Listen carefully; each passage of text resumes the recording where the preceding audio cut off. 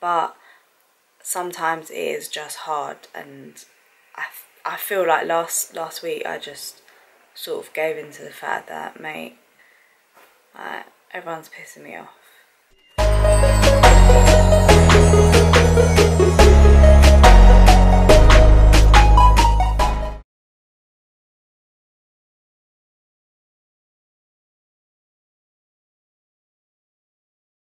Following on from that topic, your body sort of, again, wanting to just focus on surviving and being able to sort of like function correctly. Your sex drive can also take a major toll on how you're feeling, and basically you can't be asked. So when you're at that stage of really low body fat, your energy is low, and all you're really focusing on prep is expending as much energy as you can when you need to. So that is when you're at work, obviously your job, trying to focus on that. Your training sessions, so you're trying to focus on that and again put your all into that and your intensity into that, and your cardio sessions as well, because you want to burn as much as possible to get yourself to that lean look, and you obviously want to look your best for being on stage. So yeah, you don't really, it's not really the top of your list, keeping your sex drive up, even though it kind of should be, because your relationship with your partner is important, but that is just something that comes along with competing.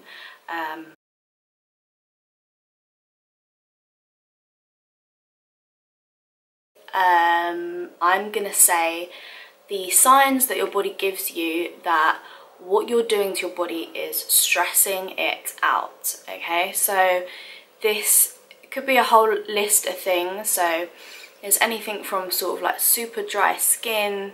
It hasn't really happened to me on this prep, but I know last prep was a lot more stressful on my body than it was this prep. Probably because this prep I actually did a full off season. I conditioned my body to adapt to higher calories, whereas before I didn't prepare my body for it at all. I sort of just wanted to do it and then I did it. So I know this time around my body is in sort of a better place health-wise. But yeah, so last prep I was getting sort of really like dry skin on my face. Like I had psoriasis, which is like a form of eczema, I think. Could be wrong. I had it like underneath my nose, and like a dry itchy scalp can be something that could be telling that your body is under stress as well. And then the most sort of common thing that I hear with bikini and fitness girls or whoever competing, especially I've experienced this myself, is my cycle stopping.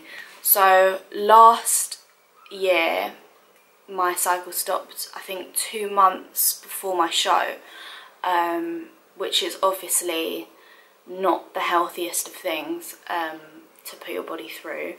And the reason why it is as well is because your body literally just cares about surviving. It doesn't really care about if you're looking lean or, you know, if you're in great condition or anything like that. It just cares about trying to keep you alive. So your body sort of goes into like survival mode, and all the energy that you're bringing in, it's sort of trying to push that energy to more important things like your heart beating properly and your organs functioning correctly and stuff like that.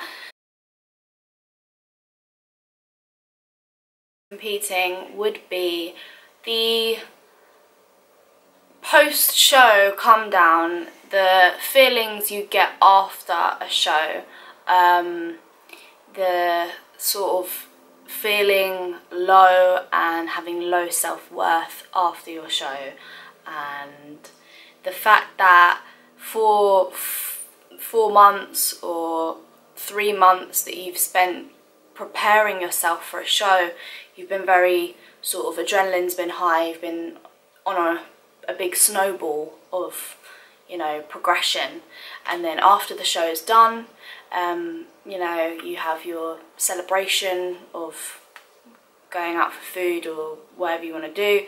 Afterwards you're a bit like, okay, so now what? And that can really put a lot of people in a bit of a moody sort of state of mind, and it can lead to you just as well thinking, you know what, I've been dieting for 3-4 months, now I can sort of ease back. I don't really have to, I've got no other goal to achieve, because I've achieved, you know, my leanest look, or overeating starts to happen. The training either flies out the window. I've spoken to a few people where the training is just non-existent. They can't even be bothered to train because they don't have that goal set in place, so they don't have that pressure to get themselves ready for a show or anything. And yeah, so training sort of flies out the window, or the intensity goes down. And yeah, and then people, you know, start to feel a bit crappy about that. That con would be the post-show calm down feel, and shitty feel about yourself post-show. But I think it's also, in relation to that, it's also important to remember that you can be lean and you can be healthy and you can look great by not adopting or approaching it in an extremist way. So you can stay lean and well, obviously not super shredded, but you can stay lean and look good and not deprive yourself and kill yourself at the same time, or to feel like they can only really hang around or chill with people that are within the fitness industry because they don't really understand what you're going through. But that's okay. No one really has to understand what you're going through. And in fact, because prep is such a large chunk of your life, when you are going through it, it's quite nice to not speak about it or hang around with people that don't really get what you're going through. And they don't really have to. Just as long as, you know, you tell them you're okay and, you know, you're doing well. And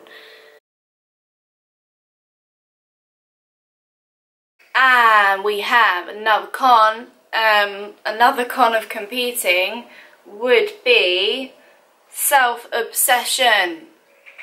Feeling a bit self-obsessed because all you're doing in your prep is focusing on yourself and how you look, which is pretty normal. So yeah, although prep and competing and going through the whole journey really does, it can boost your self-confidence and make you feel a lot more confident in yourself, because obviously, you know, it's not just about working your physique. You have to go through your posing every day, so which is another sort of way of conducting and holding yourself and posing and showing off your shape and your physique. So yeah, there is that sort of building that confidence, especially if you're someone with low confidence. I feel like it can really work well with building your sort of self-esteem, but at the same time it also can make you feel at times low. So It can make you feel like, oh, am I good enough? It can make you feel like, am I happy with the way I look? Trying to get like self-validation from other people through like likes on Instagram, stuff like that, and just feeling like you've constantly got something to prove. Yeah, so just generally just feeling like not good enough. Just be like, if someone compliments you in your shape, just more or less accept it, and don't be like, you know, well, I could look a bit more this, or I could look a bit more that. We all are guilty of it. I am guilty of it. I hold my hands up and say that. But I think it is also important to remind yourself that you are enough. Are you doing everything you can to, you know, progress and look the best? Yeah, okay, cool. Then if you are, that's great. Don't put yourself down, and always remember that you're enough and you're worth value. So yeah, so it's hard, because sometimes you do get those thoughts and you do get those little demons come in your head, and you're always like, you know, oh shit, you know, this person looks like that, and I'm going to be standing on stage with this person. Maybe this could look like that if I'd done this and that. So you just have to remind yourself, I'm enough. I am. And the next con about competing is not having your marbles together. So I've left home trying to bring my work shoes in, and I've bought these 2 separate trainers and put them in my bag to go to work tomorrow, realising they're 2 different trainers. But I am thinking if that was something that I would possibly normally do anyway. Cons of competing. There you go. There you have it.